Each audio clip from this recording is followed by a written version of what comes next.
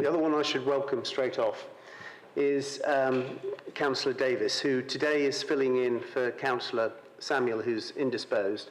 Delighted that you've been able to attend, Councillor Davis, and I understand that you're looking after the resources part of Councillor Samuel's portfolio at the moment. So we'll try to be easy on you today, but we genuinely are very grateful that you've made it, and particularly as we're discussing Aqueous, that will be helpful with your housing portfolio as well. So, next item on the agenda is declarations of interest. Do any members, given the content today, have any declarations of interest? No, that's good. No urgent business agreed by the chair. And statement-wise, we did have a statement that was in on time but only got to us today from David Redgewell. David and I talk frequently on the phone at the moment. He cannot be here at the moment. He's indisposed. The statement we will note, and he's also sending it to the other scrutiny committee, climate change, where, strictly speaking, it's more transport related, the content of his statement, so that's where it should be. But he is sufficiently concerned about what's happening on some of the transport issues, and particularly the buses, about getting that into the rightful place within Baines, as indeed the other unitary authorities. So I think, Michaela, if you can just help me out, we'll note that statement and it will be in the record. Yeah. Thanks. Okay, minutes from the previous meeting. The last minutes were the 9th of May. So I looked at them, they seemed to be okay at the time, but has anyone got any comments on the minutes? Any objections or any points of clarity? Is everyone relatively comfortable with it? It looks like. Shall I just get a proposer? Any proposer to accept those? Thank you, Councillor Davis. And any seconder? Thank you, Councillor First. So, how we baptism of fire, Councillor Davis. Councillor, yes. So how we would normally go into a cabinet member update, and I think normally what Councillor Samuel would say at this is if there's anything that he wanted to bring to our attention amongst his the portfolio. So is there anything you wanted to update us on, anything that's relevant at the moment that we should be aware of? I think, and thank you for the introduction. I think it would be relevant to note that we've got, coming to Cabinet on Thursday this week, we've got 5 papers that would have been proposed by Councillor Samuel, 4 of which are directly finance related, and I thought it might be helpful just to do a very quick high-level summary of those for this committee. Please do. And in particular, 2 of them, which are the outturn for the last financial year, and then the outturn for the first quarter of this financial year, because I think as the headlines from those 2 papers, it would be a useful context for this committee to understand how last year ended and how some of the themes that were developing last year now continue through into the year that we are now only just 3 months and 11 days into. If we look back to the last financial year, we actually ended up finishing that year about £4 million favourable to budget, driven primarily by positive budget variances on adult services and transport services. For adult services, that was primarily driven by the fact that there was an increased amount of NHS funding as a result of the pandemic, additional funding streams that were coming through last year. And in transport services, that was primarily as a result of a positive variance when it came to expected income from parking, which picked up much quicker than we had originally reforecast for that particular year. Those 2 were then netted off with and above average, above budget spend in children's services, which I will pick up on because that is a theme that continues into the current quarter. That is the second paper I'll refer to in a minute. But in summary, we ended last year £4 million ahead of budget with a positive variance. Now that £4 million has been utilised to establish at the end of the year 2 reserve funds to help us weather known storms that we're going through this year and into subsequent periods.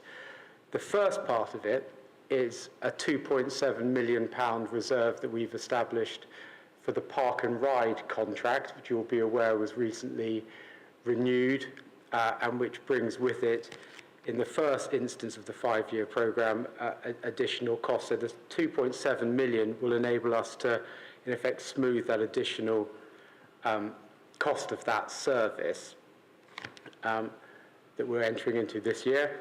And then the second element of it, the 1.3, so you've got your 2.7 million and your 1.3, which gives you your 4 million. The 1.3 million has been placed in an energy inflation risk reserve account to support the council in what has manifested itself as, not surprisingly, a significant hike in our energy costs, which we are facing this year and into next as well.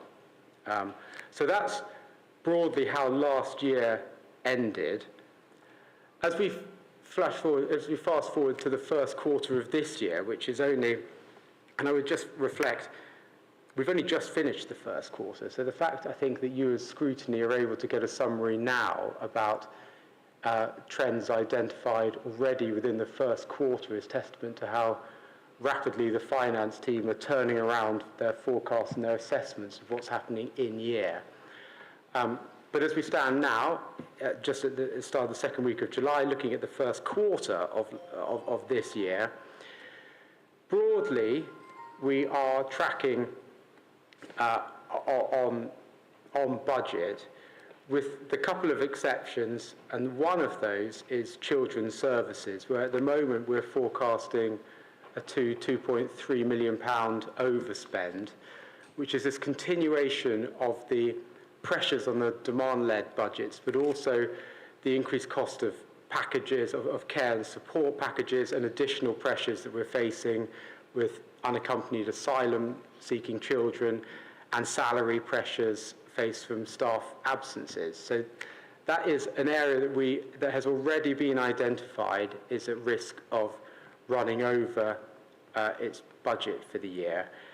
And the officers are immediately now starting to review what measures can be put in place to see what can be done to mitigate some of those risks and to manage some of those costs. And at informal cabinet last week, might have been the week before, I've asked for a report to come to informal cabinet in August about some of the measures being taken to review how we're managing that particular area of risk at the moment. There's also a slight overspend in neighbourhood services, in partly because we're not seeing as much turnover in our staff as we were necessarily expecting, and also we've got a slight reduction in income attached to the bereavement services because of some capital works going on in the crematorium chapel. And then we're running slightly under budget with the costs of staffing in planning, in development management. So those are the themes that we are already starting to see develop in the first quarter of this year, which are highlighted in the reports that come to Cabinet, and which we are, as Cabinet, getting some oversight on and asking for responses to as we move into the summer. Accompanying those 2 papers are the Treasury management reports associated with those periods, so last year and the first quarter of this year, which shows all of the key metrics, cash, lending, also borrowing and investments, all looking as expected in an as expected position.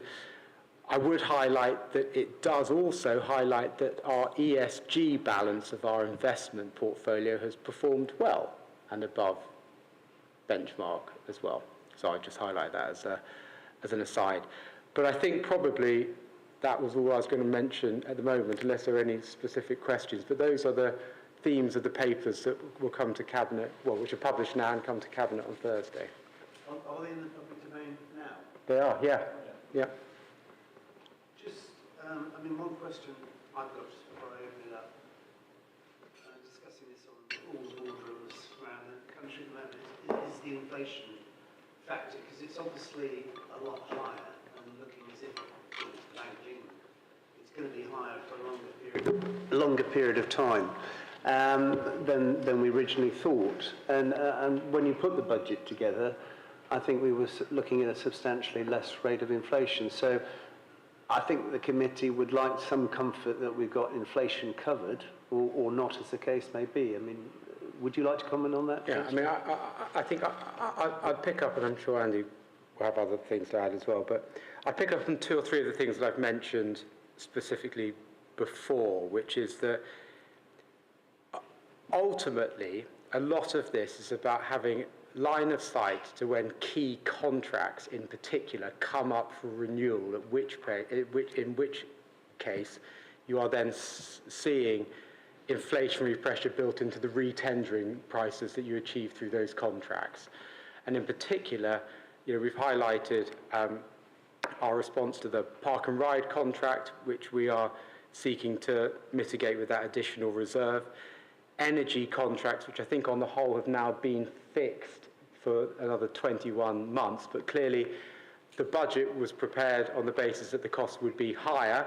They've come in higher still, but with the use of that £1.3 million additional energy inflation risk reserve that we talked about being established at the end of, with the surplus from 21-22, that puts us in a strong position to be able to manage that risk over the next 2 financial years.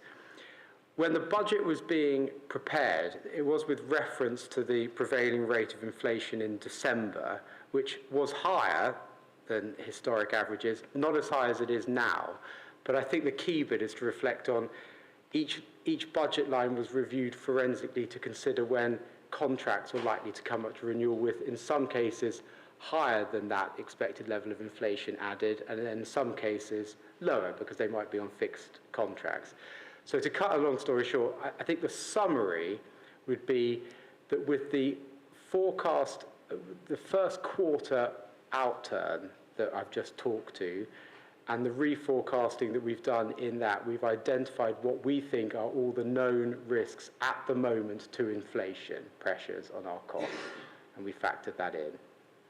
Andy, I don't know if is there anything extra you'd add to that? Excuse me, just to reiterate that the Q1 position does incorporate all known contracts that are expiring and going through reletting, with the uplift through contract inflation that's applying now, not there at the point when the budget was set. When we set the budget, we did use we benchmarked against the current RPI in December. Nationally, that was around 6%. And we did do the forward view looking at specific contracts and made sure that they were rebased suitably to take into account known inflation risks then. And we did land in terms of contract inflation added, if you sort of average it out across the council, of meeting the RPI rates back then. And as Councillor Davis mentioned, in things like energy, we've now also spotted some future risk there, because it is a market that's just so volatile. It's really hard to, predict something that's accurate until you get to the point of actually reletting and going out to the market. But we are going through the process of locking in so we can manage that budget risk now. Thank you, Chair. Three things come immediately to mind of what you said there, Tom, but thank you for your presentation. The savings on staff costs, you particularly mentioned planning department. I know this panel has had concerns over where the staff savings are across the council, and the resultant pressures on the staff that remain in post, because planning is a very sensitive issue within Bath and North East Somerset, and particularly the centre of Bath anyway, because of all its listed buildings. So although it can be presented as a good news story, I would say quite the converse, that actually we're not staffing properly, and savings in that area are not necessarily good news because things aren't happening or things aren't being delivered. So that was point number one. Point number two was the car parking income that you mentioned, which is, again, you know, good income for this council, but this council's ambition is to reduce the number of vehicles in the city centre, and speaking as a Kingsmead ward member as well, it's residents in the city centre that are subjected to the poor air quality because of people using their private vehicles as opposed to public transport. And David Redgewell's paper earlier, I don't know if we all read it, but is talking about the crisis in bus ridership, not just here but across the country, and so we are not just as Bath and as a district, but across the region and across the country, we've got this dilemma that, understandably, people are using their private car and sort of taking the extra cost of maybe either the fuel or the parking charges on the chin rather than catching public transport. So we need to box a bit clever on how we get people in this region back to public transport. It's probably something for WECA, and I'll point to you, Winston, on the WECA panels, to consider, because otherwise, you know, car parking income looks good, but the resultant is residents in Kingsmead are the ones affected mostly by the poor air quality.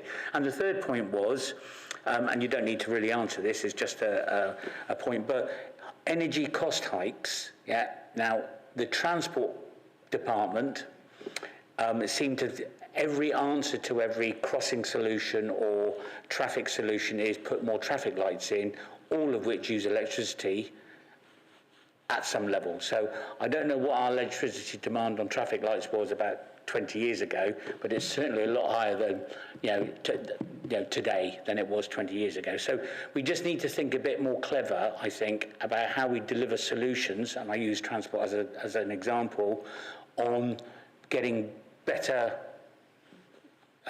reduced energy consumption for the same traffic solutions, and that's one example. Thank you, Chair. Thank you. I would echo your concerns when it comes to seeing a underspend against budget, and you mentioned in particular the department I mentioned, which was development management. The budget is there for the staffing. What we are facing in that department, along with a number of other departments, is it's an incredibly tricky market to recruit into, and you've also got to be very careful in doing all you can with regards to retention of staff as well. It's not, it is certainly not our intention to be seeking to save money by under-resourcing, in this case, the planning department. The budget is there. Unfortunately, I think what we're caught with more in that scenario, as we are in a number of other areas, is it being incredibly difficult to recruit in the current market. And that's a national trend across a number of professional services as well as other sectors.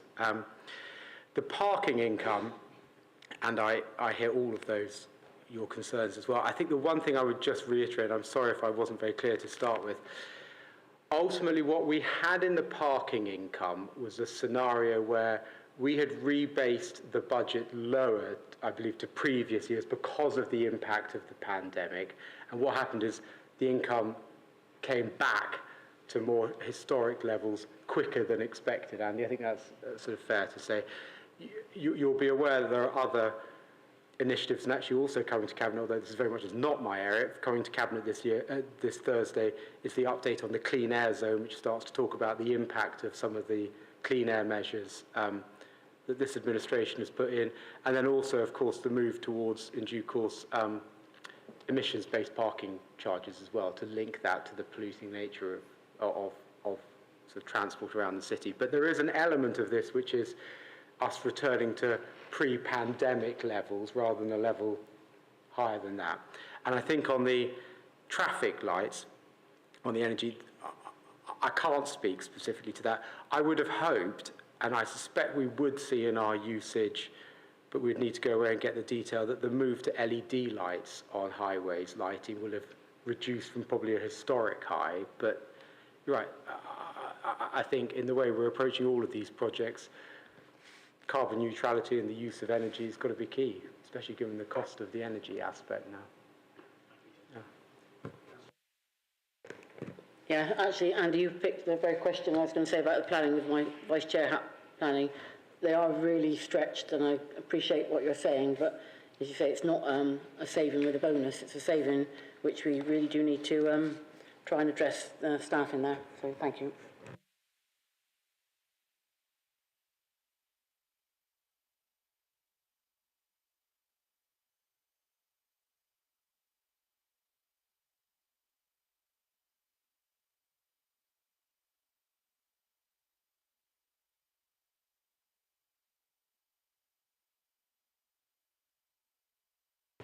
If we go into the rest of the agenda, I'm having a blip on that, so do just keep on giving me the nod and the wink if it's not coming up.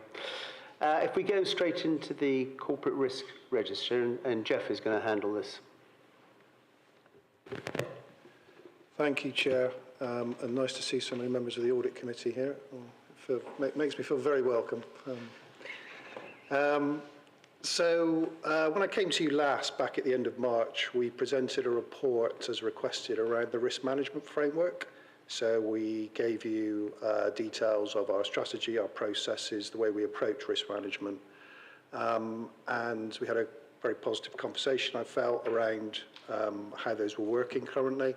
And you requested an update and cite of our corporate risk register. So this is the paper before you, giving you a quick update about things and actions that have happened since then, plus a copy of our risk register. I think, as you've just heard from Councillor Davis, we're seeing a lot of fast-moving situations, some of which are within our control, some of which aren't. And those do create a significant amount of risk. And talking about the energy, cost of energy, which doesn't just filter into energy contracts, it filters into all our provider contracts. So these things can have really quite deep impacts around the cost of service delivery. So all of these things are quite dynamic at the current time. High inflation creates a huge amount of dynamism in the way in which that can affect risk negatively and positively. So I think my sort of note of caution, which I've noted in the paper, really is that answers to these issues are not straightforward. And it's important to remember that risk management, has to be a dynamic tool. And changes to risk ratings, actions and assessments can change at a very, very short notice. So even the register you see before you, is being reviewed on an almost constant basis. As we talked about last time, risk management is not a piece of paper or a process. It's a thing that you do instinctively. It's a cultural approach to the way in which you run your services. Just a few sort of highlights about things that have happened since we met in March. Informal Cabinet received a briefing on the Council's risk register and received a copy of that register back in May. Cabinet members were also encouraged at that conversation to ensure there's regular dialogue with directors and to consider both the corporate and directorate risk registers within those conversations. Again, there's been a lot of good progress in relation to the review of directorate held risk, and a majority of risk registers have been updated in a timely fashion. The Director of Public Health has held a COVID look back, look forward review, and that's been fed into an update of all the local outbreak management plans. That was a really helpful session, and you were used to help in sort of preparation of upcoming autumn and winter pressures in that particular area. Again, you should be aware that Director of Sustainable Communities has had some recent appointments and tasked the newly appointed Head of Green Transformation to lead on the assessment of the sort of organisational risk around the adaptations to the climate and ecological impacts. And again, that was an area which the panel was extremely interested in at our last conversation. And that's really, very much an ongoing conversation, which is happening at some pace. We're looking at updating our corporate risk dashboard, which goes into our integrated reporting framework. You will have seen recent reports coming to this panel from Steve Harman around our overall corporate performance reporting, of which that will form part of ongoing reporting rather than a separate report on risk. Council's corporate management teams received an update on the Council's business continuity arrangements, the updated business continuity plan for the organisation, and a number of actions have been agreed to sort of strengthen arrangements to mitigate risk to critical services in the event of a a major incident. And again, just for sort of information, the Avon and Somerset Local Resilience Forum is an area where a lot of emergency management activity is focused, and they've delivered a number of recent training exercises to highlight, the partnership response to emergencies and major incidents, which I think has been really positive. And again, all of these actions have been happening over the recent sort of weeks and months since we came to you. Just the only other thing I just wanted to pick out is that, the Corporate Audit Committee has responsibility for that risk framework, and later this year we'll be presenting a report to that particular committee on a refresh of our risk management strategy. So again, we would absolutely welcome your input and comments in relation to any areas you feel that we would benefit from additional attention or review. And again, that committee will look at that later this year, and we'll be looking to refresh the strategy from April 2023 onwards. A copy of the risk register is also attached to this. I may struggle to answer all your questions about that. I cannot answer questions about every single item on that risk register, but I will do my very best and happy to take any questions. Thank you, Chair. Any questions for Jeff on the risk register? Hello, yes, so thank you. I've just got one in relation to workforce resilience and 18, that point in there, and that we're seeing a high risk now in staff retention and recruitment. And I feel there should be some acknowledgement in the commentary and mitigating actions that the people strategy has come before us at corporate PDS. So, since 2019, the workforce has undergone a huge change in the way it's expected to deliver its services with the pandemic and home working and the closure of Lewis House and the delays in getting into the Cambridge Civic Centre. And I think that should in some way be recognised in the commentary as a big change for the workforce. Some feel positive about it and others have found it very stressful, and that's reflected. It is an element of the shortage of staff in planning and enforcement. And I receive that feedback all the time, and I think it should be recognised. We're managing a big change in how people work, especially young people, and there is there's lots of evidence that they're going off and getting jobs elsewhere where they might have a more certainty about their working environment. So I think we have to recognise that when we make a big change within an organisation, it has an impact, and there's still a lot of uncertainty. Departments still are not sure when they're going to get into the new centre and how they will work. Yeah, I mean, there's some excellent points, I think now that the offices have reopened, I think we'd want to take a sort of short period of time to kind of assess some of those impacts in a little bit more detail. So that's probably why some of those comments are missing. I do accept that it should have been a more fulsome comment in there. I think also that a number of the more detailed comments, however, are in the Directorate risk registers. So in whichever service we talk about, there are hard to fill posts. There's real issues about recruitment and retention across the piece. This isn't exclusive to this organisation. So some of that sort of increased detail and some of those individual actions, those workforce plans, are contained within the individual Directorate risk registers rather than this summary here. But yeah. Thank you for your comments. Councillor Blackburn. Thank you, Chair. Jeff, just sort of adding on from there, excuse me, just looking at that staff retention, but more importantly, it's that recruitment piece, the risk, and without trying to put the right analogy on it, being a Premier League employer attracts people. At what point do we acknowledge that maybe we're no longer in that bracket? And as Bath Rugby are now recognising, they might still be in the Premier League when maybe they're not by entitlement, but that means you struggle to attract. I don't see that put into the risk register and how we may address that culturally, because that is a fundamental part of the people who've left us for other jobs in the industry. And attracting others in that merry-go-round of people usually means people look at the top first, and maybe that is something we have to genuinely consider as part of our risk. Yeah, I'm not sure I'm going to comment about which particular league we may actually be in, but you know, Bath North East Somerset is a good employer. It receives really good feedback from its employees. What I can say is that you know we've seen some really good approaches recently in terms of some of the work with adult social care, in terms of the carers fair and some of the recruitment options they put into those places. And I think we just need to think more broadly, you know, about how we come out of the COVID scenarios and what that actually means. There's a lot of people moving around because they're chasing money, bluntly. That will settle at some point. There are a number of people that have left our organisation because they're being offered large amounts of money to work at home, working for a company in London, let's say. And I do know of certain examples of that.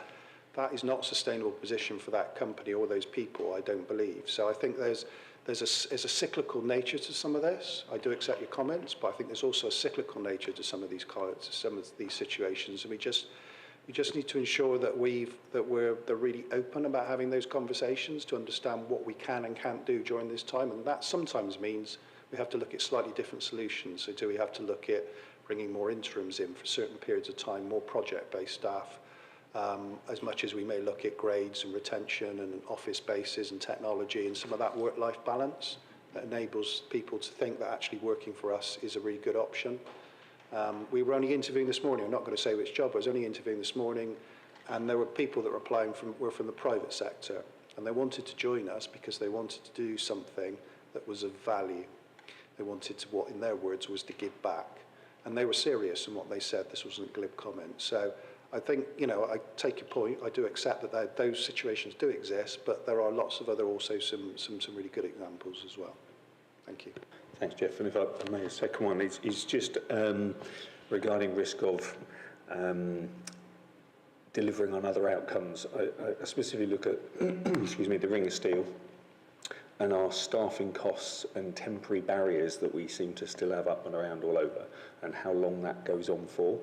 You know, I think some people say to me how laughable they are by the Therme Spa. You turn around that corner by the Gainsborough and there's these two little pop-up barriers that haven't been pulled together, and a guy sat in his chair with his Baines fluorescent on. How long does that go on for? And actually, apart from that, the gates being closed. I mean, I was shouted at for not the first time as I cycled along Upper Borough walls to come to this meeting. People have pedestrianised it, but I'm on the correct cycleway. And of course, that barrier means it becomes conflict at the end. How much risk do we have of turning people off the desired transport mode of cycling, for instance, when we've got something that hasn't got a finite end to it? People can't understand when it's going to stop, and that's impacting them. That's why people are parking. You know, all that things are a risk. I just wonder whether you see that overrun of that risk actually has an impact on that deliverable. Yeah, I'm not sure I can provide you with a detailed answer to that particular set of circumstances. You know, I think that's, you know, a wider conversation around a number of things, not just about security of the city centre, but also about transport, you know, and access and parking and climate change and all those sort of things together. So that's quite a complex set of issues to bring together. You know, obviously what I'm looking at here is how we focus management effort on things which are really important and have the right conversations. I absolutely take your point. I can't give you a detailed answer in terms of some of those comments you just said, I'm afraid,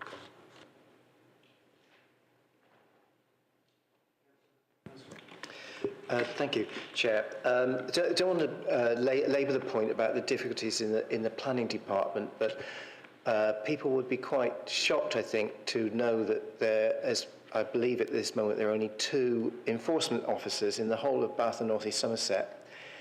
And we talked about the impact on remaining staff and their workloads and so on. But of course, it also affects our residents who perhaps have to suffer stress and problems where they live indefinitely.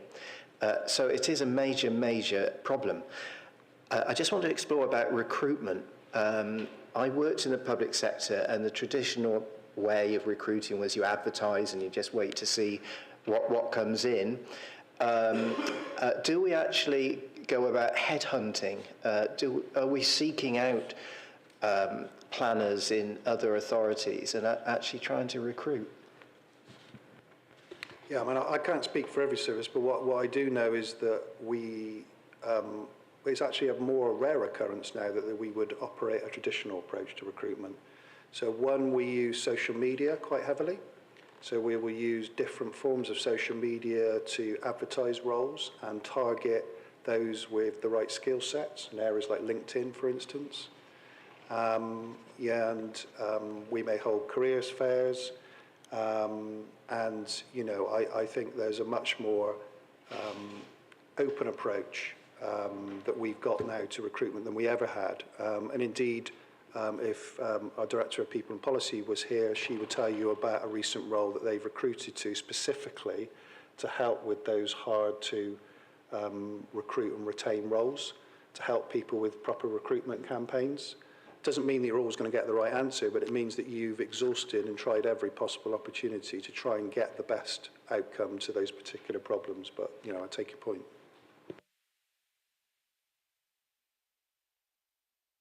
It was very briefly, if you don't mind, Chair, just to come back.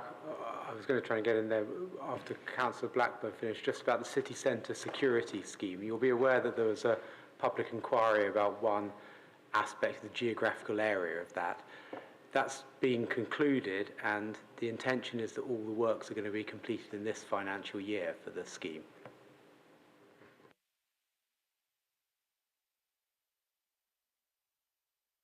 Yes, sorry, I've just got another one on workforce, and so thinking more, it's not just planning and enforcement, and I'm seeing a lot of problems in highways as well as delivery of things and writing again and again to residents about parking restrictions, and it's going to be 2 years before a TRO is happening. And so what this is leading to is I was just wondering, I don't understand actually how you do this, but where the inherent risk becomes a residual risk, and for workforce resilience, so we've gone from a high risk and the residual risk is classified as medium, and so it's overall is a no change.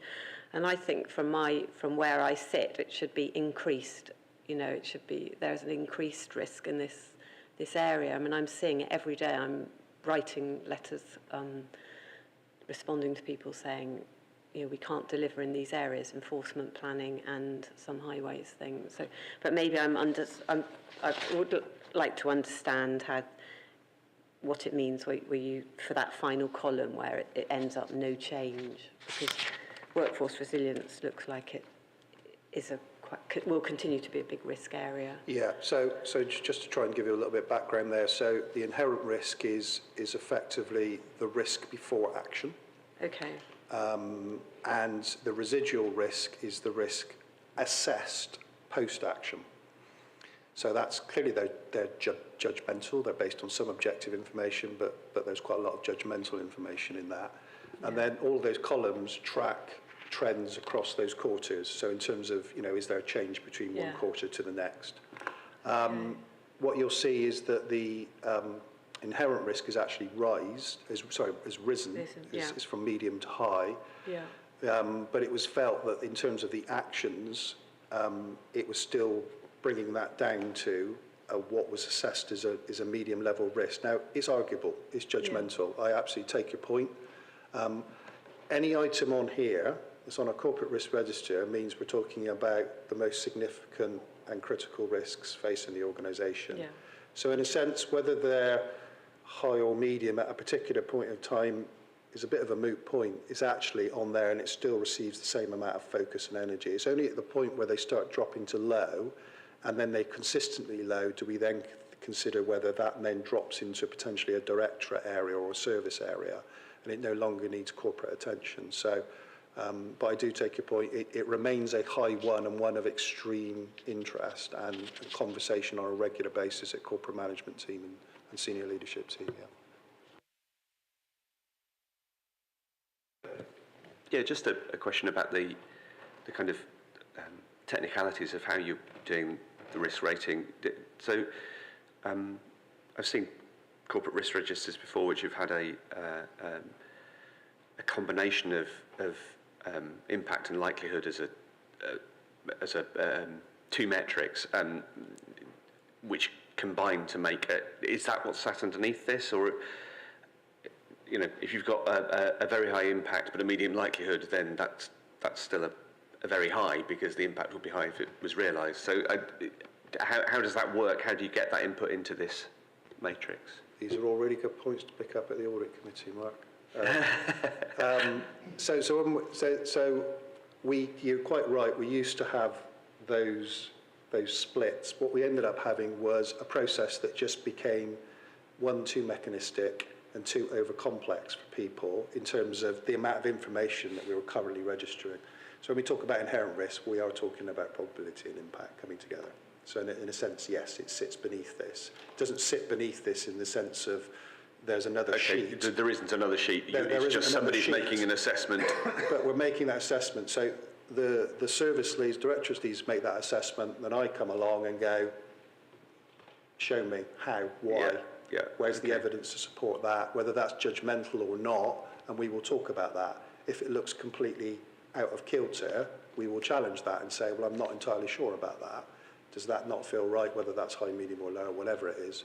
What we're trying to do is not focus too much on the process, but more about ensuring they have the right conversation about the right things, because ultimately that's the most important thing, irrespective of some of the mechanisms that we create.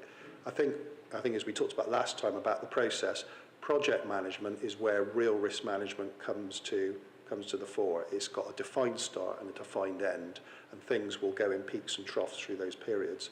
Things like corporate risk registers are much more ambiguous in their nature. Sometimes they're on about very slow-moving risks, which are always about there. Some things which are coming in and out. So there's new risks on there around HCRG, for instance, new risks about the things that we've talked about, cost of living crisis, inflation, energy, etc. Much more dynamic, but coming in and out. But you're absolutely right. The theory is absolutely right. In an organisation where we have hundreds of different services, what I don't want to do, because it turns people off, is create it to be too process-driven. But we do have valid conversations around those very things. Okay, thank you. Now, any other questions? Just to comment, observation by me. That isn't so stark as when you've got the numbers. Right at the moment, in every boardroom up and down the country, in the private sector, and probably in the public sector as well, the risk register is the most vital document, as well as the impact on inflation. And although that presentation is neat, etc., to me, personally, with my background, what I'm doing elsewhere, it doesn't highlight it misses the quantification, which at this moment in time is so stark in pointing you to conclusions about how do you create the mitigation for the residual risk. And it's just an observation on it. The proof of the pudding, though, Jeff, is whether you're happy that senior management in particular have got the tools with this document that it is stark enough for the action to take place to make sure we get the residual risk. I think you raised an excellent point there, but I think a point to note really here is this is just a part of a puzzle. And the other puzzles are around our financial management figures and our performance management figures, and that's when we received that report about the integrated reporting framework, the risk management element hadn't been properly integrated into that process, and what the outcomes of that are single conversations about a set of issues. So rather than what you're seeing here as a register, and you're going down the register and thinking, how important is X or Y, what we're trying to create there is a single conversation about the right issue. And this is just part of that puzzle. So you're quite right, the risk register, and I'd be very happy to have the risk register constantly in front of the chief exec and the senior leaders, and they are very aware of that. And I think when Will came last time, he did talk about the fact that this is an everyday thing. It doesn't necessarily need to have the risk register in front of me to know what are the most critical things. This is about being open and transparent, because we work in the public sector, about the things which we think are critical and important now. But you're quite right, but what we're trying to do is try to create a process where that conversation becomes an integrated one, not one where we're just having a separate conversation about finance or risk. They should be kind of one and the same in a sense. Yeah, but I think Councillor Hodges' point is very valid, that when something moves, and moves in a fairly short period of time, the quantification actually really impact actually is the right expression. And the likelihood. I mean, none of us were clever enough to foresee the pandemic 3 years ago, were we? And clearly that's been a complete game changer. And that's how rapidly, whether it's the private sector, the charity sector, the public sector, some events really do crystallize a completely different mindset and set of problems that weren't even envisaged. But thanks very much. I don't think we've got any more questions. And look forward to keeping up to date on it. So thanks for all the work that you've done in putting it together and the systems behind it, which you explained very articulately last time round. My colleagues here will hear more about it later in the year when they look at the Okay. Richard, can we go on to, if we can try, we've all read the report, so it's really just a 15, 20-minute highlight if there's anything substantial changed. Yeah, I'm just going to introduce, because procurement's one of my areas as well.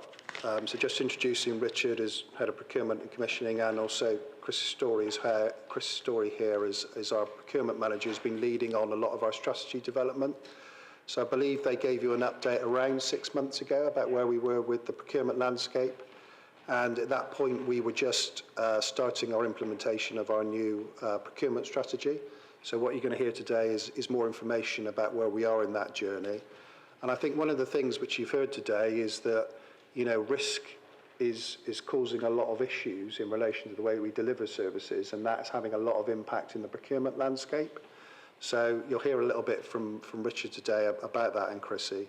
And that post-Brexit landscape as well is driving, or will drive a new regulatory regime.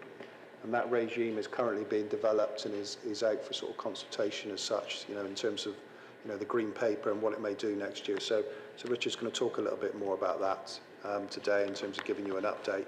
And hand over to Richard. Thank you, Jeff. Thank you for reading the paper, and it's really nice to be here in person for once rather than doing things on Zoom or on Teams.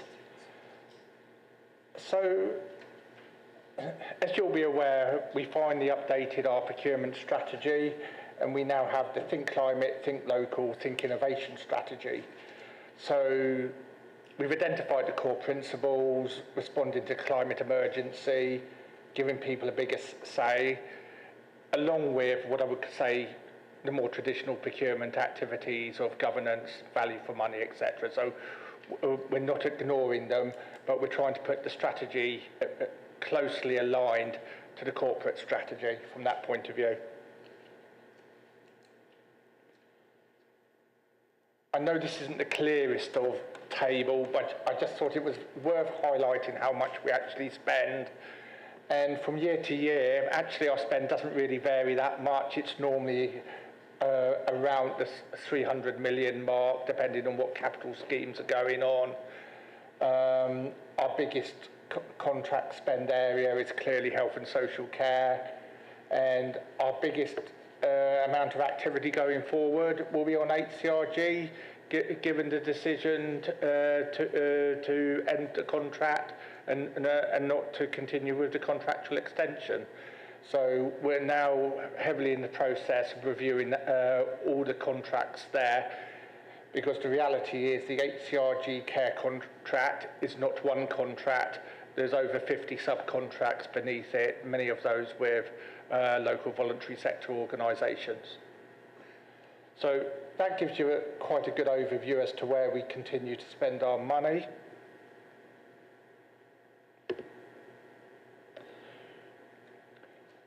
I think this session's been very much about risk, and I think we're going to continue to talk about it. I think there's lots of uncertainty at the moment. It's not business as usual out there in industry. We are finding it quite difficult to go out to the market. Quite often we do not get bids. If we do have a successful tender, we might have less bids than we would normally expect. We are certainly seeing risk being priced into bids too, from that point of view. Fuel costs is definitely becoming a constant issue, definitely around things like, for example, home to school transport. We are seeing supply chain interruptions, for example, partly due to COVID, but partly due to China. Our laptop rollout was significantly delayed at times because we just could not get the equipment we required, and everyone was trying to get it at the same time. Everything's having an impact on the supply chain at the moment. So I think we're going to see this uncertainty for a long time, and I think the best way of sort of like illustrating that isn't with us, but it's with someone like the car industry, where they're changing specifications of vehicles at the moment, downgrading specs because they can't get things like chips and that in order to work some of their more complex stuff.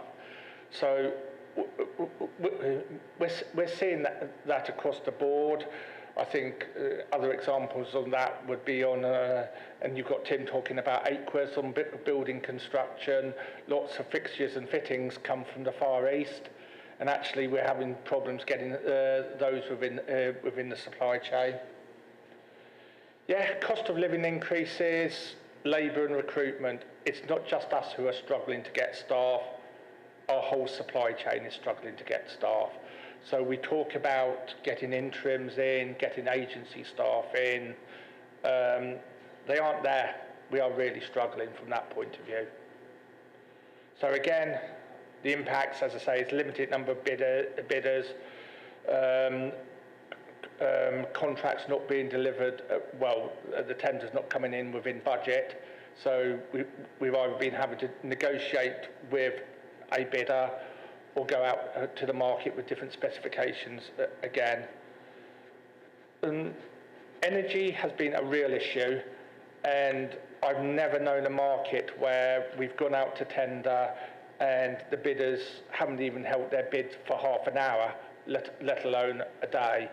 And we had several weeks of trying to get successful energy bids from that point of view. It's a worldwide crisis. We're going to continue to see it for at least 2 years, and I would probably argue the energy price market has shifted seismically, and it will not go down. So some things we've been doing as a team. I think, again, as a team, we've had our first losses of staff in a long time. We're also seeing staff around us, commissioning staff, struggling to recruit, so we're having to put a lot of effort in supporting other service areas on things that we've traditionally not had to do. But I think we've been really lucky. We've managed to replace the staff we've needed, and actually for a short time increase our staffing capacity in order to support post-COVID. So I think from a team's point of view, the story's been quite positive.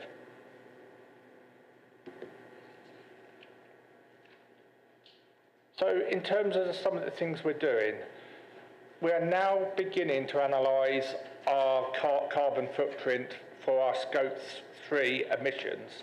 So that is the emissions built within our supply chain, and that is a very significant area.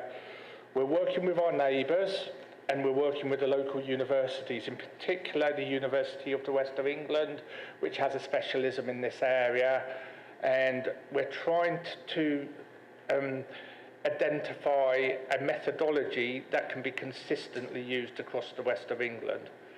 So again, we're not just working with the University of West of England, we're working with the University of Bath, University of Bristol, and the neighbouring West of England authorities. So it's watch this space on that one for the time being.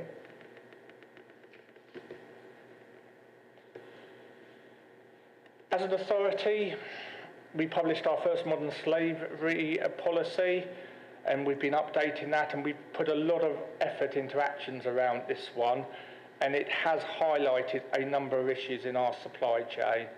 And I know in particular got Councillor First here. Councillor First highlighted the issue around Hikvision, I think probably about 2 years ago from that point of view. And we, as an authority, have started taking the lead, not just nationally, it's on a European basis, isn't it, around how we deal with the issue around companies like Hikvision who are in our supply chain. They're not the only one, but it is a very serious issue, it is. So it's highly likely that companies like Hikvision are probably going to be banned by the United States as security risks as well. So it's a little bit watch this space, but we're looking at things like our CCTV and alarm systems at the moment, and we will ensure that we try and remove modern slavery from our supply chain as much as possible. Again, though, it's still becoming very difficult. Things like EV panels for solar energy. There are issues in their supply chain at the moment as well. And it's very difficult for the people to go into China at the moment and monitor these issues. So, again, watch this space. We've done a collaborative procurement on workwear and PPE. The procurement was led by the University of Bath and the University of Bristol, and we've successfully awarded our first collaborative contract between ourselves, the universities and a number of the local authorities.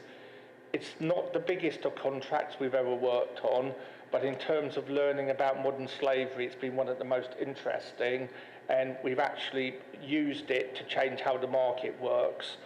So we got all the bidders to actually use the Crown Commercial Services Modern Slavery Assessment Toolkit, and we've had lots of really positive feedback around this one. So hopefully all the uniforms, workwear, etc. you'll see going forward are ethically procured and sustainable and made in a good manner. Social value. We are slightly delayed on this one, and that's purely because we started looking at our approach, and we probably decided we didn't think it was the approach we wanted to go down. And it was quite interesting that when we started having discussions, a number of our neighbours were beginning to have those same discussions. So we'll bring that back to you at some time. We still have a fit-for-purpose social value policy, but we believe we can go a lot further with this, and we just want to learn the lessons. So again, we're working with the sustainability team in particular. We're looking at the work going on the decision wheel, and in particular, if anyone's interested in it, donut economics, which we think is a really valuable tool which we would like to work with. Contract management. Yeah, no, I'm trying to be quick. Yeah. Contract management, lots of work going on prior to COVID. We're now back at it, basically, and there are lots of staff being trained on it. We finally published our contracts pipeline, and I will show you where that is. I think that's quite important. So all the opportunities going out to the marketplace, the Baines business community should be able to pick those up fairly easily now. We've done a lot of review of all our internal procedures. If people have got any questions on them, just ask at any time. But again, because the UK procurement rules have been delayed, we're not expecting them now till early 2023. We won't get everything sorted till then. Yeah, it's the current procurement rules are still in.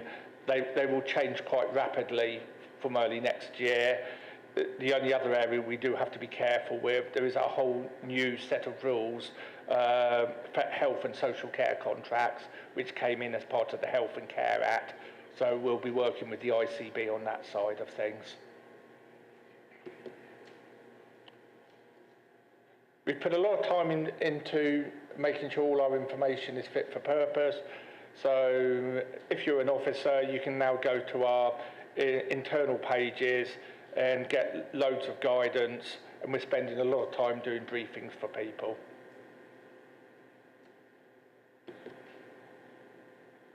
I think most importantly, and this is the stuff I think we're proudest about at the moment, Chrissy and the web team and my team, we've spent a lot of time updating our external web pages, and we're going to launch them properly in September. It probably won't be September the 22nd now, probably be around the 29th, when we do our first in-person supplier event in 2-3 years, well, 3-4 years actually. So venue to be confirmed. It's probably going to be either the assembly rooms or upstairs.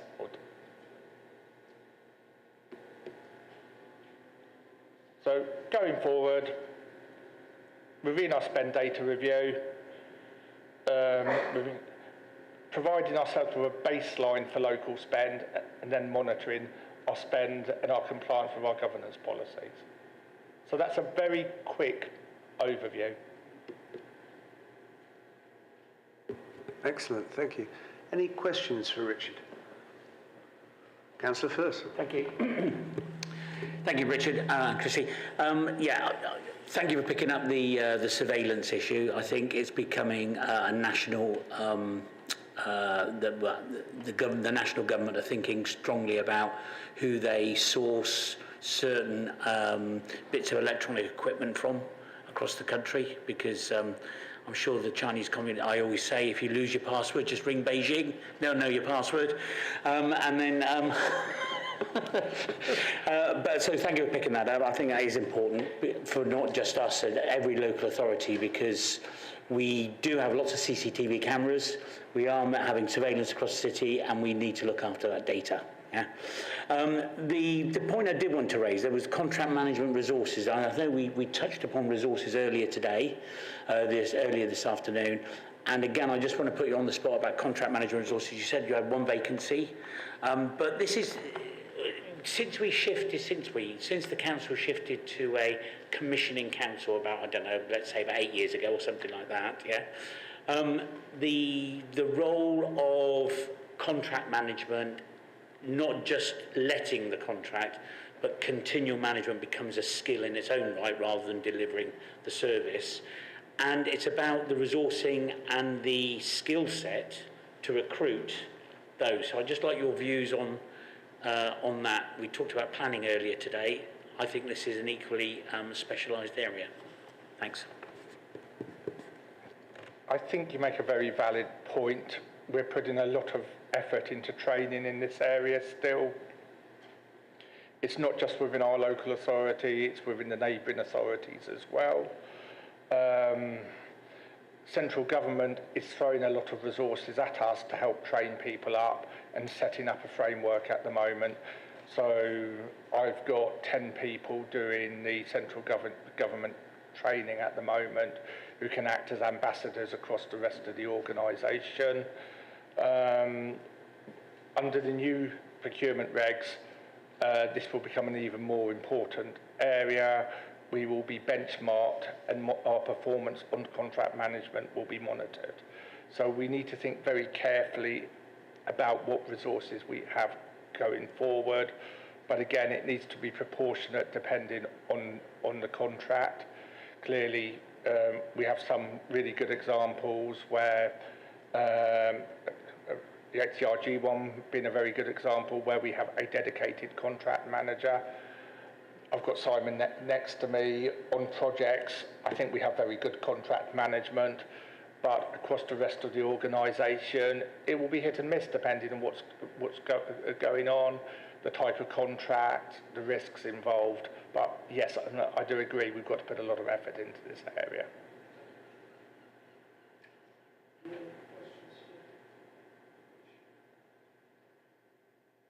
Richard, thanks very much. Nice to meet Chrissy, part of the team, and such an important part of what you do, £300 million worth, and the time for procurement now, one of the most challenging probably in your career.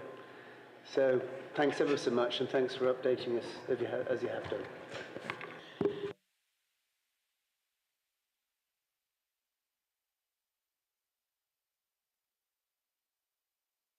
Right, next item on the agenda is Aqueous. Tim, are you going to lead on this one? You're going to give Councillor Davis a break on this one, aren't you?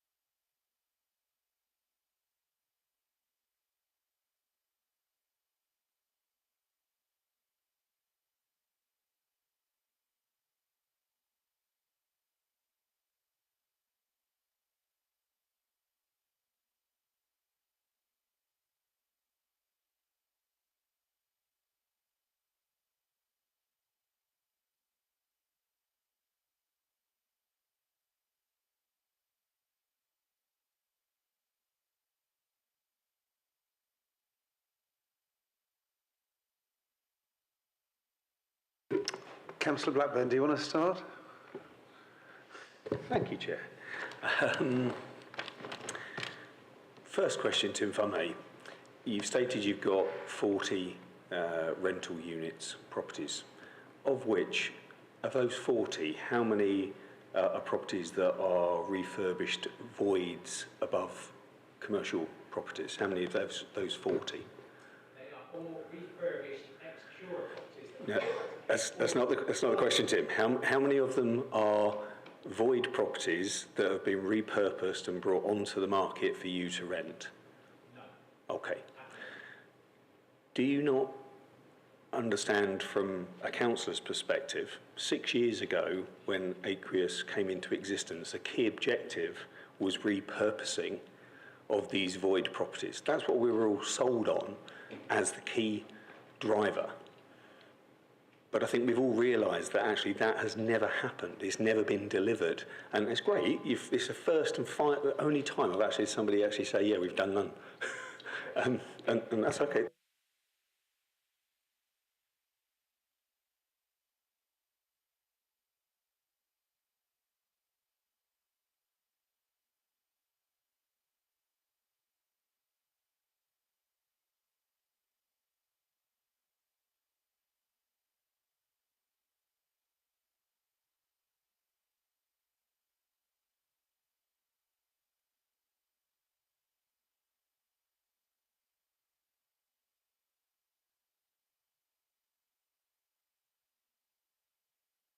Okay, 40 in 6 years. Okay, and they're all sat ready to go. From a revenue return point of view, those Curo properties, Curo were paying Baines a rent for those properties. I'm just keen to see the differentiation of. It's interesting when people talk about this is the money we return. 30% is us being a banker to Aqueous, and which is never something we expected. That 30% of all revenues is actually interest payments, which is fine. But it's just getting it on the table and saying what you've become. So I'm just slightly perplexed as to get to the bottom of what ADL really is in terms of transferring its labour out to ACL and charging them that way, and just looking after these 40 properties that were there ready to go for a very long time. But there was money coming into Baines for them. Yes, they were going to go void, and it could have been done in property services.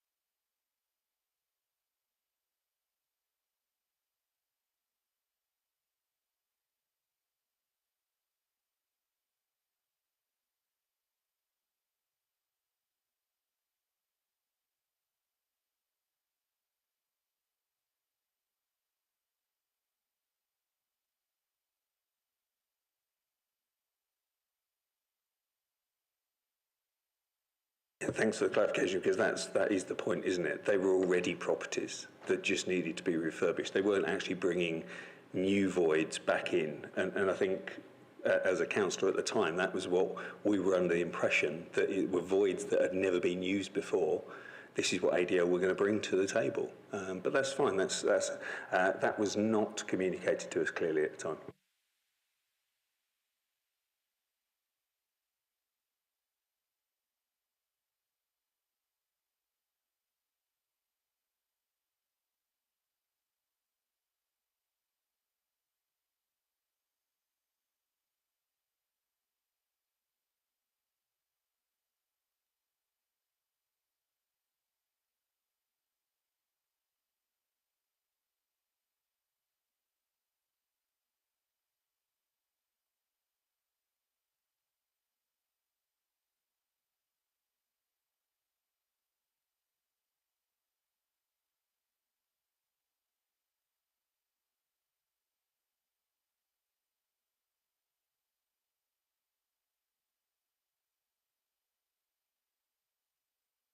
voluntary transfer to Sona, now Curo, yeah, were then being handed back to the council. The council were going, well, we don't want to deal with this in any way. We don't have the money to refurbish.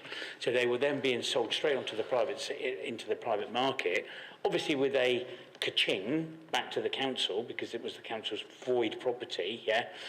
But from a social perspective, many of us felt that we were losing the social aspect of the ability to let that out at a social market, and we were, I think somebody said in the council chamber at the time, we were sort of cleansing the city centre of social properties, yeah, for private properties, because some, they are valuable over, in the city centre. So a bit of history behind that. So, thank you.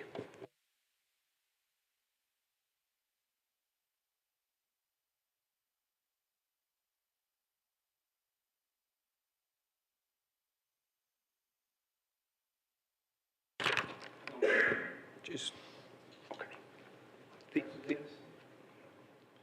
the S123 process for 117 Newbridge Hill, and obviously the value paid for that. Just trying to understand.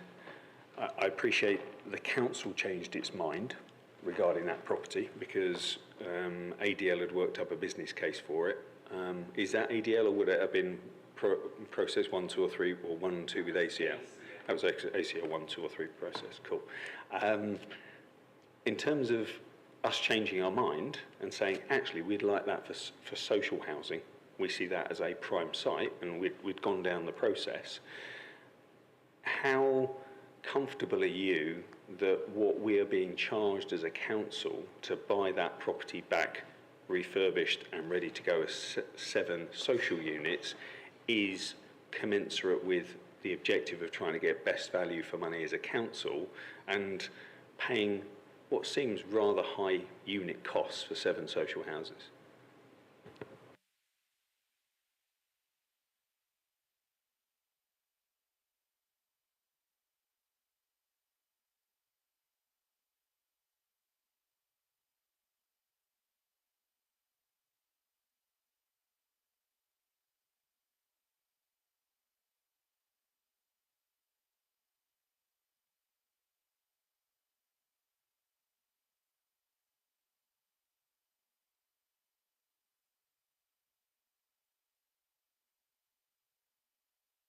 Okay, just so I'm clear on that one, sorry, just to pick it. So what you're saying is your original business case allowed for your 20% profit.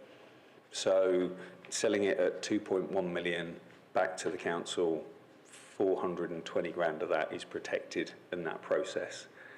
Because I look at the numbers based on what the contractor who's given you a fixed price job on it, the talk out there of people putting a price on that saying it's about £1 million refurbishment.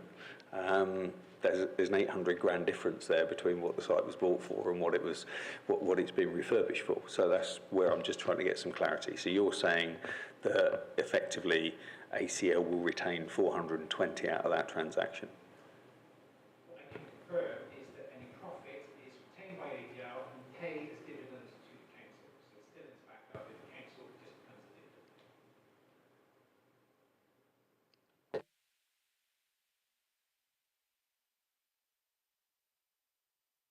Could I just ask, as you've morphed the business, where did South Gloucestershire come into this? Because obviously one of the key objectives here is saying you're providing local housing. South Gloucester to me isn't local. It's not looking after our residents. It's not creating opportunity here. So I'm just interested to see where that was seen as an opportunity to extend the life of ACL as a construction business. So every year, over the last few years, Aquis has presented a business plan to the council, to the shareholder, in terms of how the shareholder would like Aquis to develop. So we work with the shareholder each time. So this is, I think, probably the 3rd iteration of our business plan. The South Gloss Partnership is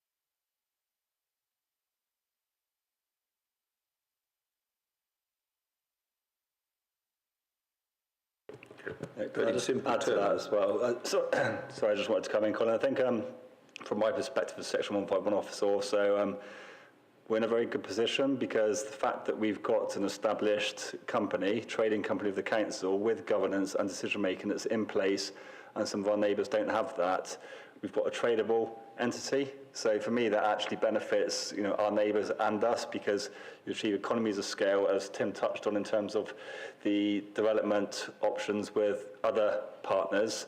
There is things like overage clauses, so that has benefit to the developer and also to the council through the mechanism because it is a council-owned trading company. Thank you. I mean, the simple one for me was I was just looking at who introduced that. Was it the shareholder that asked you to talk to South Gloucester, or was it you as a board deciding this is our opportunity to create longevity in the business proposal? That's the question I ask.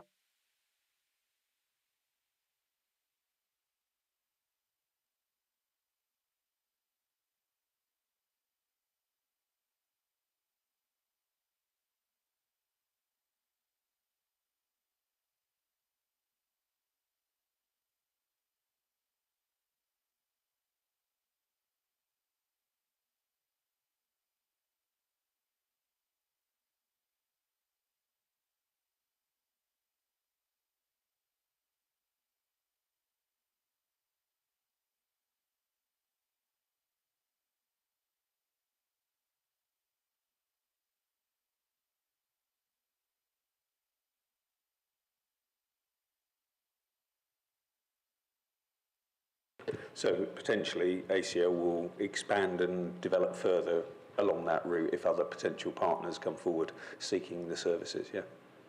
Only if the shareholder wants to do it.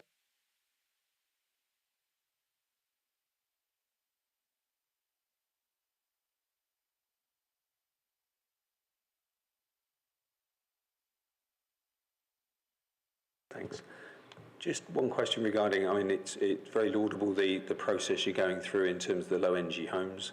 Could I just ask what maybe you've learned from Sladebrook in terms of your delivery and the goods and services used within those properties, what's come back from surveyors' reports on the properties, and how that might change things as you deliver the 30 units in South Gloss?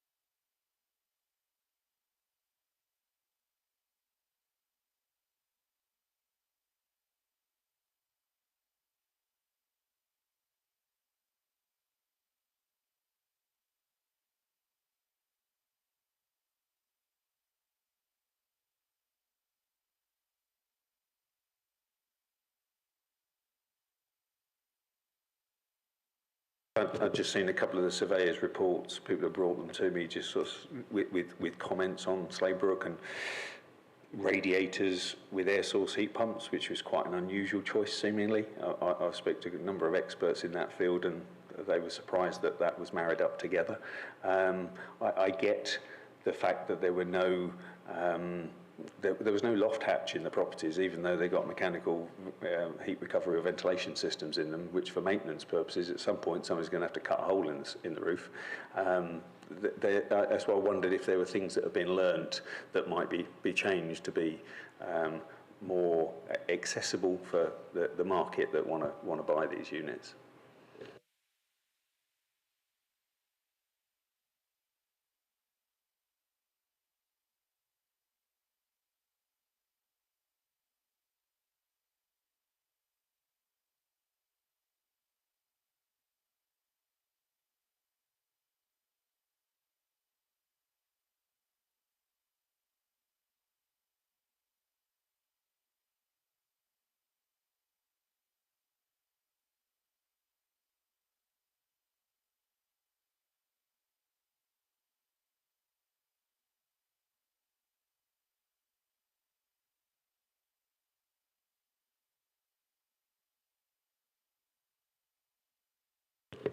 Just one that, obviously it's great to see all the solar panels that were on there. Was there a particular reason why Keynsham never got the panels that were planned for?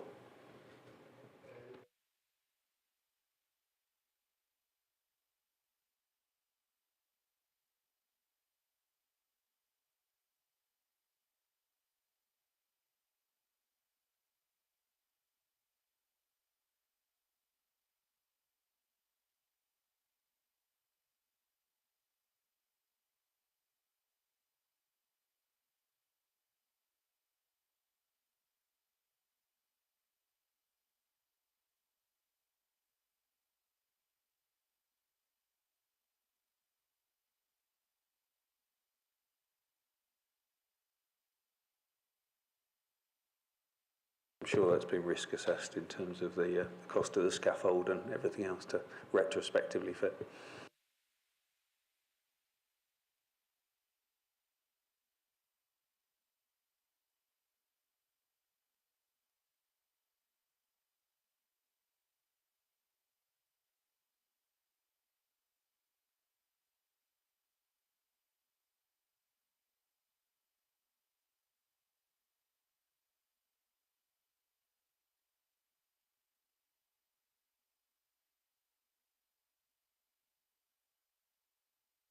Thanks, Riley.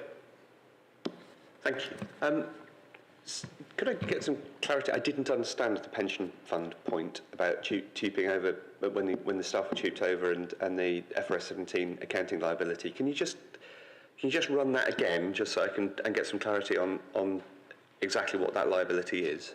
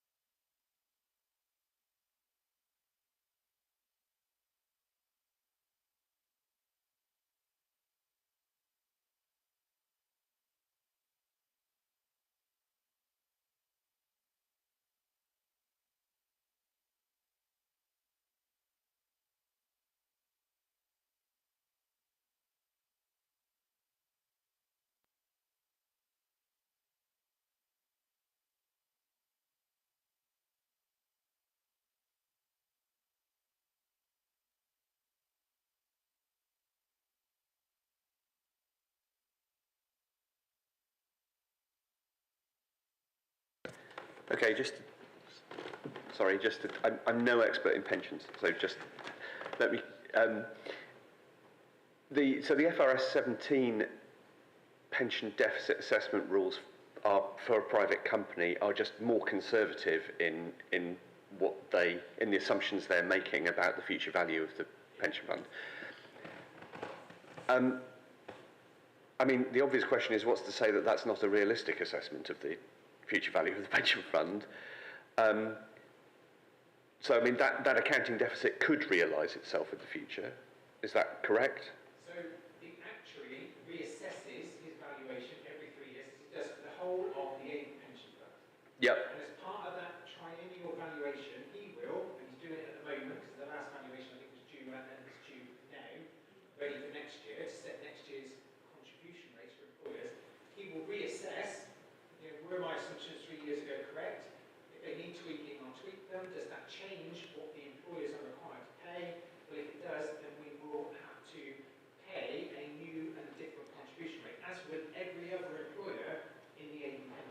Sure.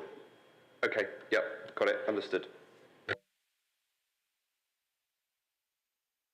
Just a quick question. I was pleased to hear that the Kensington Riverside will get the solar panels eventually. Can you give a timescale?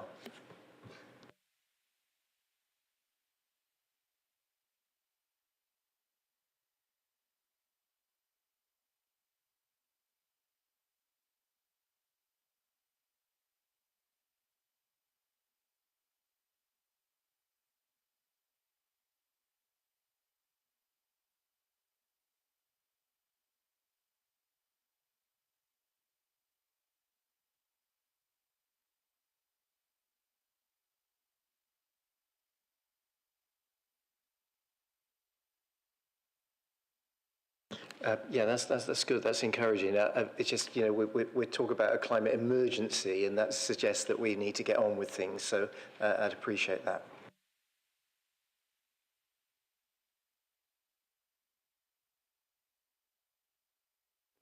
Can I just wrap up on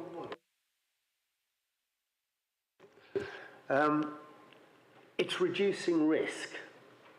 That's one of the objectives of South Gloucestershire. But in terms of what service we provide to South Gloucestershire, it's the same as we would be doing in Baines. And it's not earnings enhancing, it's not earnings reducing, it's earnings neutral, is it, in terms of the model? So just to clarify that, on South Gloucestershire sites, which Aqueous acquires, so once we acquire them, they are sites sold to us by South Gloucestershire, all of the profits on those sites comes to Baines. South Gloucestershire has a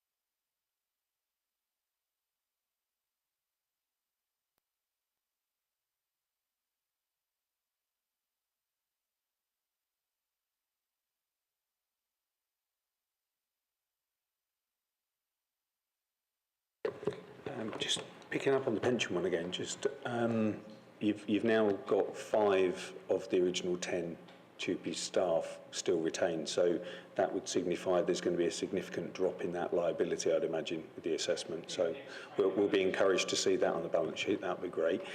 In terms of the pension, that was just one question I'd had, is are these people still in the Avon Pension Fund, and the new people that you bring in, how are they pensioned? Because I know from corporate audit, when we look at the value of pension contribution, it's fairly eye-watering for somebody who runs a business in the private sector, and blimey, we couldn't contribute to pensions in that way. But how's that working for your 5 new members of staff?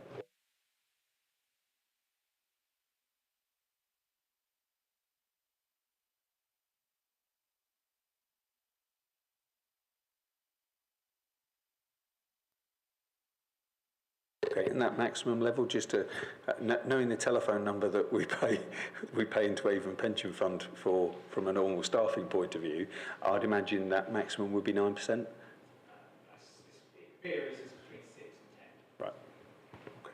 Okay.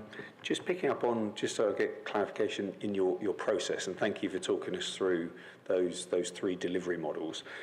Argyle Works, process 2, Abbey Chambers, process 3. Have I got my head around that correctly? Yes.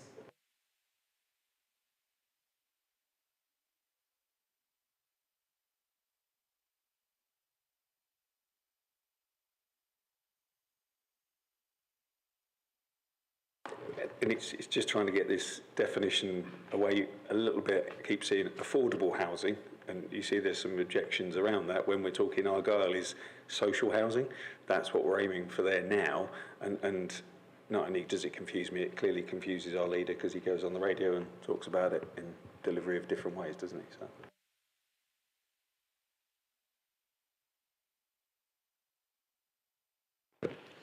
So. Remuneration, how's it set? Have you got a remuneration committee, or how does that work?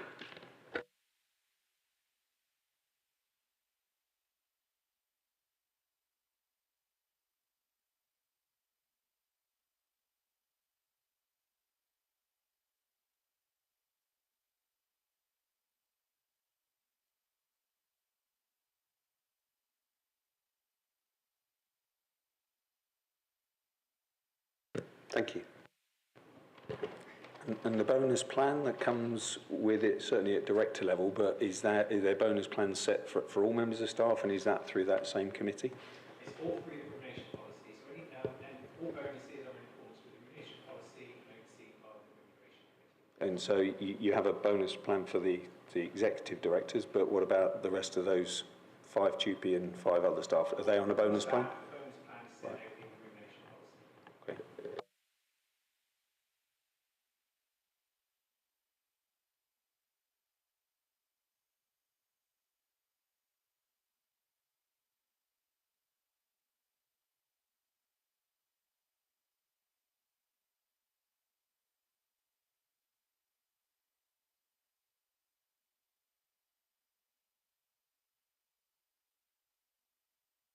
Sorry, keep on making the mistake. We may have to come back to some of these, and we've got other mechanisms for doing that. We don't necessarily need to come back to another meeting of this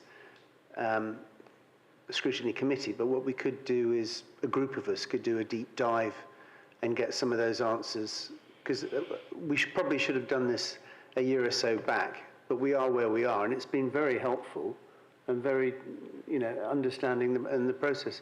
Councillor Davis, you want to make a point? Well, it was only really just as I think it's more of a reflection than anything, I joined the Cabinet 12, 13 months ago, and I have subsequently become the point Cabinet person, if you like, for AQUIS with, so I'm doing it at an officer level. And as you know, my permanent Cabinet role is to lead on our council house building programme, but I get involved with housing much more widely. And I think if I step back and reflect on what I've heard today and what you've all heard, and I think I understand that this level of detail about what AQUIS has done is welcomed by this committee, and it's not something necessarily we've gone into this level of depth over before. But we all know as councillors that time and time again we are challenged rightly by our residents about what we as a council are doing to address, yes, the climate emergency, but also the housing crisis that a number of our residents face day in, day out, be that the availability of homes to buy, quality rental accommodation, or homes that people can even afford to live in through social rent or affordable rent. And time again, we are approached as councillors to be asked, what are we doing? Well, I think what I learned very quickly, and I wasn't a councillor when AQUIS was set up, and if I'm honest, in my first 2 years as a councillor, I didn't understand an awful lot about AQUIS.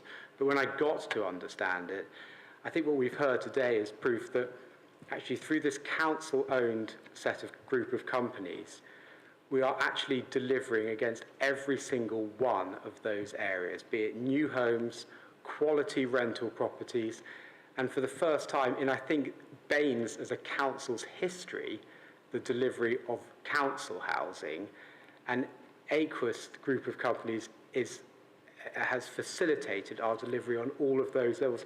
They're not the only method of delivery as a council, but it is a direct delivery by a council-owned group of companies. And I think what for me I found so helpful today hearing this summary, and I'm sure you have as well, is that actually if more of our councillors were aware actually of the range of activities that Aquis is doing to a high quality, which ultimately then leads us to see our neighbouring authorities wish to commission it to do similar work, of which we as Baines can be an ultimate financial beneficiary. There's a lot of really very good news in this, and I think the more we can do to inform our fellow councillors and residents about these activities, the better from my perspective. And of course a level of scrutiny has got to exist, of course it has. But I think what we've learned today and heard today is that there's some fantastic news about what this council-owned group of companies is doing to support our residents. And it's just a reflection that I've learned over the 14 months I've been working with Aquis. Yeah, well, thanks for that. And it's an interesting observation. I think in terms of where we are today, I think there are still, from Councillor Blackburn's point of view, some questions that still need to be answered, and in terms of previous meetings that you've had, etc. Obviously, we need to clear it with Councillor Warrington as chair, but I would not be averse to us having a task and finish group to do this. And I think it's terribly important. It's cross-party, and I think it should be the people who really want to get into this detail, because it's not for every councillor, but for some of us, we can't help ourselves wanting to get into the detail, and clearly some of us have got different levels of knowledge. So I'm not sure how much more we can get out of today, but I would like to make the commitment that I will certainly talk to Councillor Warrington and see whether we can just progress a bit further in a constructive manner. And your three examples really were very helpful in understanding the business and taking it forward, so we do get some answers. I mean, there'll be, I think Councillor Davis has articulated it very well. There's a lot of good news here, but obviously there'll be mistakes made along the way, and I think a lot of it is us not really appreciating how it's morphed from one into another and the implications of that. So I think it's a constructive scrutiny situation. It's nothing more, nothing less than that. Would you be happy with that, Councillor Blackburn, if we went that route? I think the other thing is, and I've learned this on WECA, I don't want to be constrained by scrutiny versus audit. What we've done in WECA is, in some cases, had a joint sort of deep dive where it's made sense, because there is a lot of overlap. So Councillor Elliott is the chair of audit, so we'll have a sensible grown-up conversation. What is helpful to you from a scrutiny stroke audit point of view, as well as what's helpful from the councillor point of view. And I don't think we should be constrained about this committee doing that or that.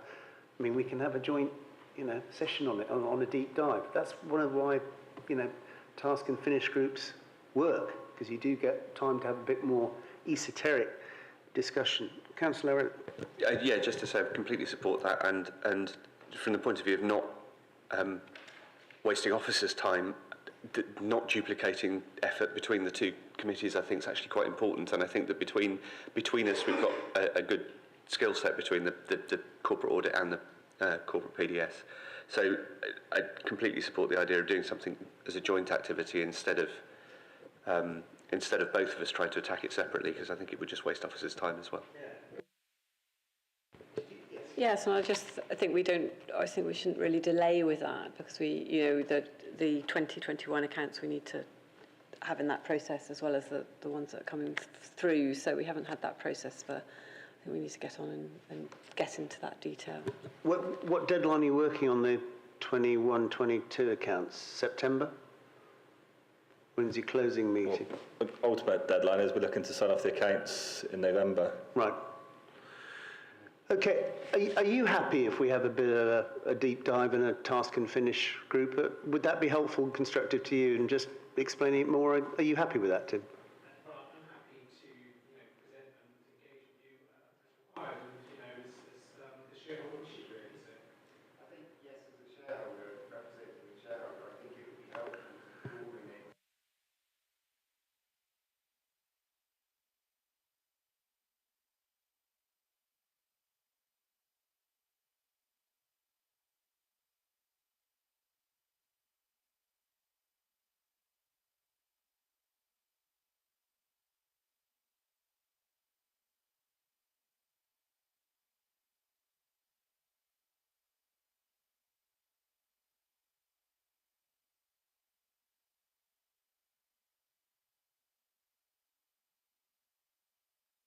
Just to add, really, I mean, I think, Lucy, I agree with you, is that acceleration of transparency and just information. You know, having been invited to a meeting with the chief exec and the deputy leader because they were concerned about the questions and the volume of questions I was asking and being asked by my residents. Back on the 22nd of April, I was promised information. It's never been delivered. I will take that up with the chief exec when I speak with him on Thursday, because it's ridiculous to wait 3 months for information that they've volunteered, and that adds to the mystique. And I don't think that's intentional from Aqueous's point of view. You just want to get on and deliver well. So, you know, this has been useful, but I think we've got a bit more of a job to complete. Yeah. We can cut through that to mutual benefit, I think. Okay, I propose we stop there. Thank you very much, Tim, for that work and for being so good and explaining very well. We've just got one last thing on the agenda. I don't think we need to spend that on the forward work plan. We cover that in the chair and vice chairs, and I think unless anyone's got any comments they want to feed back to me on what's in there at the moment, then did you have a point to raise at all, Councillor Hodge, or not, on the forward plan? No. No one else has. In that case, thanks ever so much for everybody, and we'll close the meeting. Thank you, Chair.